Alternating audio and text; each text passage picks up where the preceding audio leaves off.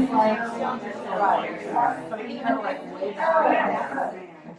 welcome to Flagler College, Markland House. I'm Shelley Hazer. I'm the director of the Lifelong Learning Program here at.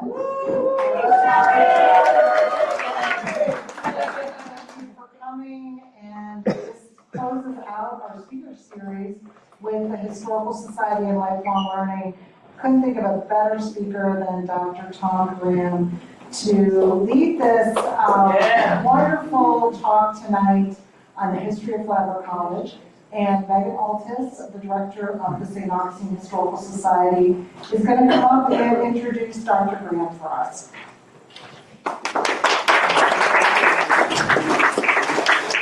Good evening, everyone. Before I get started, I just want to let everybody know that we will be celebrating the Herschel Shepherd Award for Excellence in Historic Preservation next Thursday at the Oldest House. We're honoring Gordy Wilson, the superintendent of the Castillo de San Marcos, and it is open to the public, and we would love to see your faces there. So please mark your calendars for that as well. Tonight we have a brand new scholar. We've never done this before. Dr. Graham is a professor emeritus at Flagler College. He earned his Bachelor of Arts in History and his Master of Arts in History from Florida State University, and he later completed his PhD in History at the University of Florida. In 1973, he joined the faculty at Flagler College, where he taught for nearly 4 decades. A prolific scholar, Dr. Graham is the author of numerous works, including The Awakening of St. Augustine, Flagler's St. Augustine Hotels, Charles H. Jones, journalist and politician of the Gilded Age, Mr. Flagler St. Augustine, Silent Films in St. Augustine, and many others. In addition to his academic career, Dr. Graham has been deeply involved in historic preservation and scholarship. He served on the St. Augustine Historical Society's Board of Trustees, including terms as our secretary and president. And furthermore, he has held roles as a research associate with both the St. Augustine Historical Society and the Historic St. Augustine Research Institute. I'd like to give a warm welcome to Dr. Thomas Graham.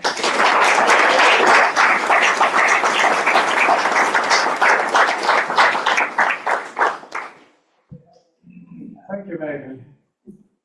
And it's been fun. Okay, let's see. Can you hear me now? Oh, yeah. Okay. I'll try to stay close here. Okay, well, this should be interesting. This is, I spent nearly 4 decades, you say? And I don't know when I quit. About 2008, I think, and then taught a course or two adjuncting for years after that, and then they finally said, "We're tired of you."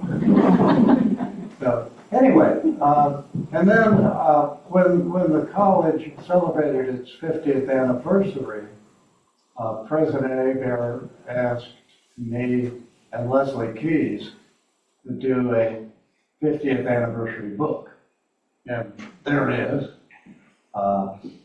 I think it's out of print now. I don't know where you can get it.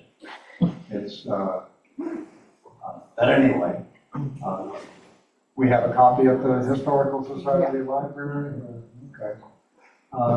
But anyway, that was fun to do. Leslie did most of the work, and we had a nice photographer to do the pictures. Okay, well, let's see. The Hotel Poste de Leon opened in 1888. You all know that, right? And the problem came as we got into modern times. People were driving automobiles. They wanted to stay at motels rather than hotels. The Poste de Leon had only been open 3 months out of the year, at the winter months. And beginning in the 1920s, it lost money every year. So it was kind of a white elephant, something left over from the Victorian age. Now, one thing that sort of rescued it was World War II. The Navy leased it as a Coast Guard Reserve training station.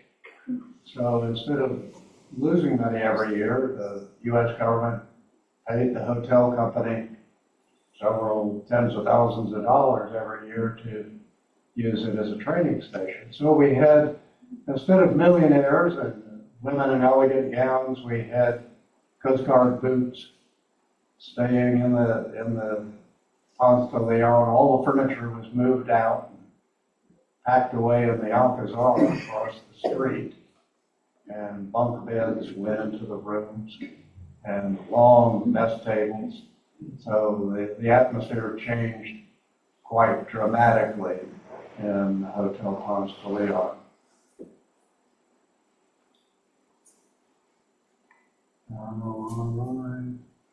Oh, here we go. This is cute. This is the front half of a Coast Guard cutter. This is in the Palm Garden, on the west lawn of the hotel. And I think that's it. The boots did get out on the water in Matanzas Bay sometimes.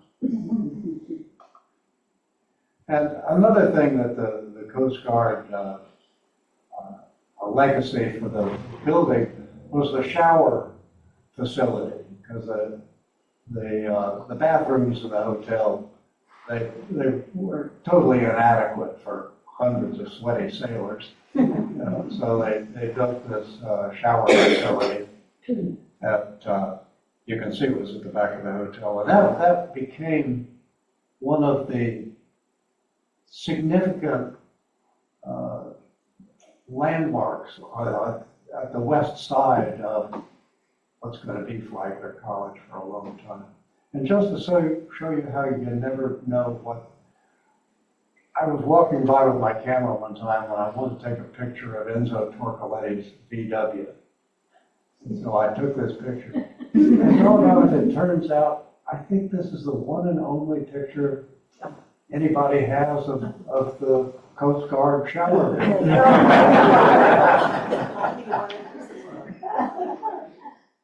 Anyway, okay. Well, here's William R. Keenan Jr. And he is a Flagler heir. He wanted to keep the Hotel Ponce de Leon open.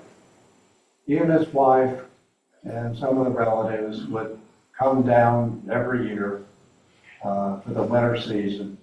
And it was said that as long as I'm alive, I'm going to keep the hotel open. And that's kind of the way it worked out. He handed the baton off to Lawrence Lewis Jr., another Flagler relative, younger. And Lawrence Lewis Jr. came in as head of the Florida East Coast Hotel Company. And Lawrence Lewis Jr. realized that the Ponce de Leon couldn't continue as a hotel. So what to do with it?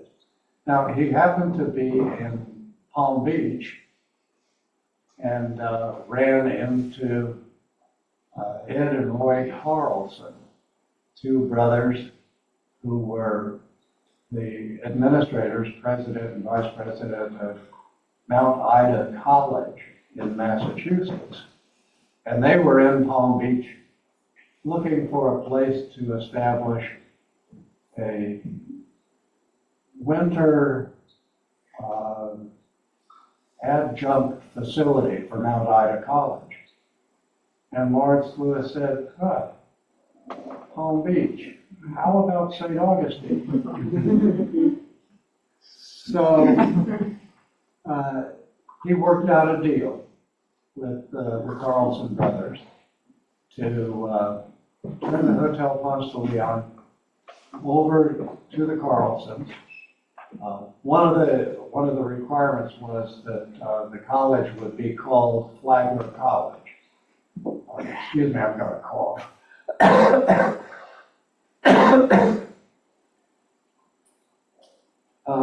But other than that, the Carlsons were left alone to do what they would with their college. Now, Mount Ida was a girls' college, women's college, excuse me,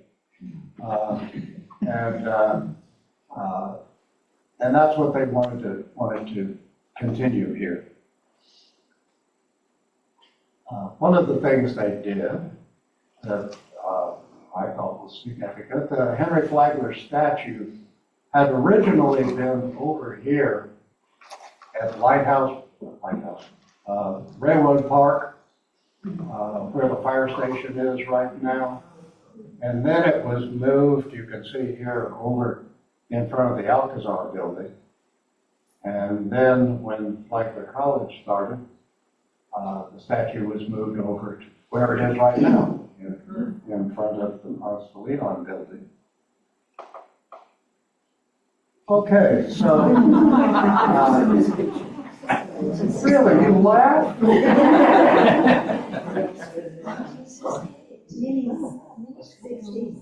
Okay.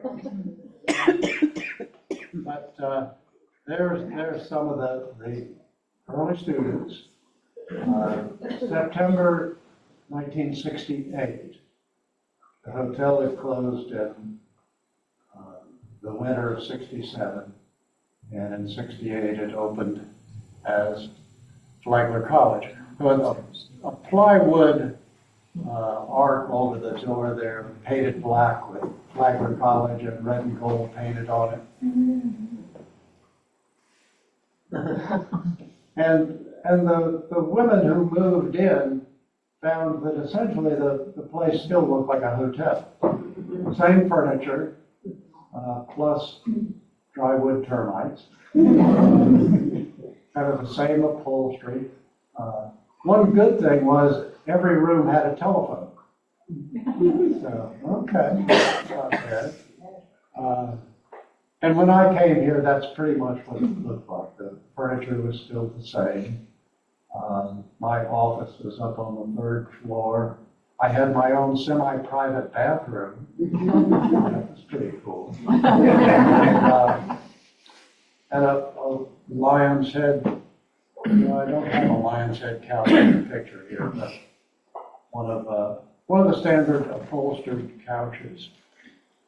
And the dome room, what was called the dome room, the solarium, up under the dome of the building, became the library.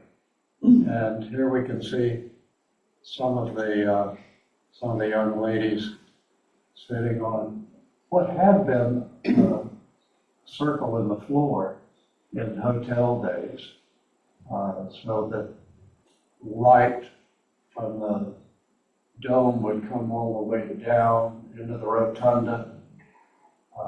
We've reopened that nowadays, so that it looks like that. Looks like it originally did. And this is when I made this this caption, the last place to be renovated. That's not quite true, because thanks to a leak in the west wing of Ponce Hall that spread water. These leaks always happen on the weekend when nobody's around. And a lot of damage, and they assessed, well, what are we going to do about it? And they said, no, just fixing it, that's a quick fix is not going to work. If this broke, someplace else is going to break. So the whole west wing was renovated, torn apart down to the, I want to say down to the studs. Yeah, I'll say down to the studs. And they put it all back together. So that's the latest thing. And some of you may have gone to the grand reopening, and you can go up and look at things. And there's part of me that says, doggone it, we've lost the musty, dusty feel. Because the only thing that was saved in that West Wing renovation was the mantelpieces. So each room has the original mantelpiece, but the rest of it is all clean and modern. Yeah. Which I guess is what students want. then the solarium up there was just too small for the library. That's where it was to begin with. And so the library was moved down into the grand parlor. Oh, do I have a light here? I think I do. But anyway, you can see the modern fluorescent lighting that was put in there, and modern chairs. The books were handed a human bucket brigade. And they got the books down. The college bought, I think it was 15,000 volumes from the Calvin Coolidge Library. Wow. Where's Calvin Coolidge? New England, or is he a Massachusetts person? But yeah, and for years, I don't know if we still have it in our library. You could open up one of the library books and it would say property of Calvin Coolidge College, you know. So, because well, I might as well say it right now, the college wasn't accredited. There's an accreditation association that, there's several of them. Ours is the Southeastern.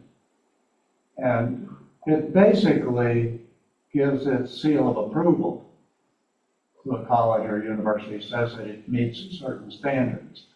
And one of them is having a good library. And the college was working in that direction, realized it needed a library. I'm pretty dumb. As an example of how dumb I was, when I came here, I didn't even have enough brains to say, is this college accredited? Because it wasn't. And it was only after I got here that all of a sudden I realized, oh, everybody's busy trying to meet the accreditation standards. Can I ask a question? Well, okay. Somebody who was important, I think particularly for the students, was David Redding. And he was the pastor at Memorial Presbyterian Church.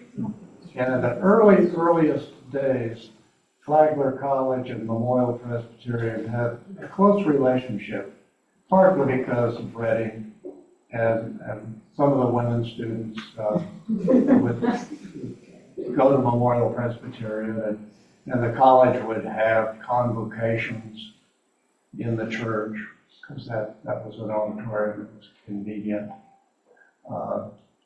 for them. And by the way, I've been saying women. There were, from the very beginning, there were some male students. Because you can't discriminate on the basis of gender. You know, the feds get after you. So even though it was advertised as a women's college, there were 7. And I am told that the ladies called them the Magnificent 7. But they did not live on campus. They lived off campus.